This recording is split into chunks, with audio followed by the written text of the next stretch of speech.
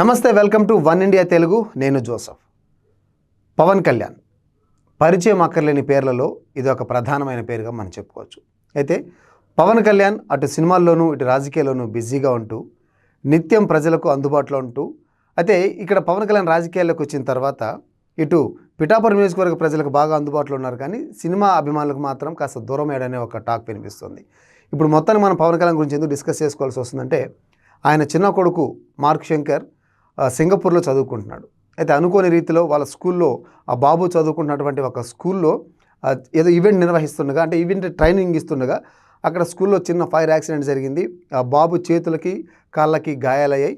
ఆ బాబుతో పాటు అంటే మార్క్ శంకర్తో పాటు దాదాపు 14 మంది పిల్లలకి యాక్సిడెంట్ అయ్యింది.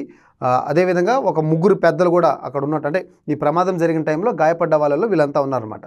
సో యాక్చువల్గా అయితే ఈరోజు అల్లూరు సీతారామరాజు జిల్లాలో పవన్ కళ్యాణ్ పర్యటన ఉంది. అక్కడ కొన్ని అభివృద్ధి కార్యక్రమాలు ఇవన్నీ చేయాల్సి ఉంది.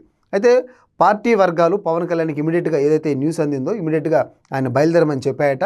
పవన్ కళ్యాణ్ అందుకు ఒప్పుకోలేదు. లేదు పర్లేదు, నేను ఇక్కడ అభివృద్ధి కార్యక్రమాలు ఈ శంకుస్థాపన చూసుకొని బయలుదేరుతానంటే ఆయన పార్టీ వాళ్ళు చాలామంది లేదండి మీరు బయలుదేరండి అని చెప్పేసరికి మొత్తం అంటే పూర్తి స్థాయిలో ఉన్నాడు. అక్కడి నుంచి మళ్ళీ ఈరోజు విశాఖ జిల్లా కూడా ఆయన షెడ్యూల్ ఉంది. యాక్చువల్గా అనుకోని రీతిలో పవన్ కళ్యాణ్ విశాఖ వరకు వచ్చి అక్కడి నుంచి సింగపూర్ వెళ్ళనున్నట్లు మనకు సమాచారం అంతుంది.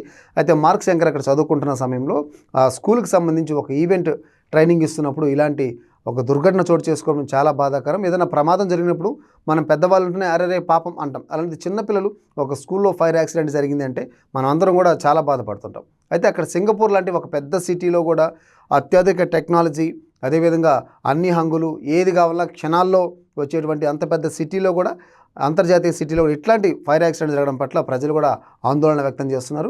అయితే ఎలా జరిగింది యాక్సిడెంటు, ఎక్కడ తప్పు జరిగింది అంటే కొన్ని రీజన్స్ ఉంటాయి.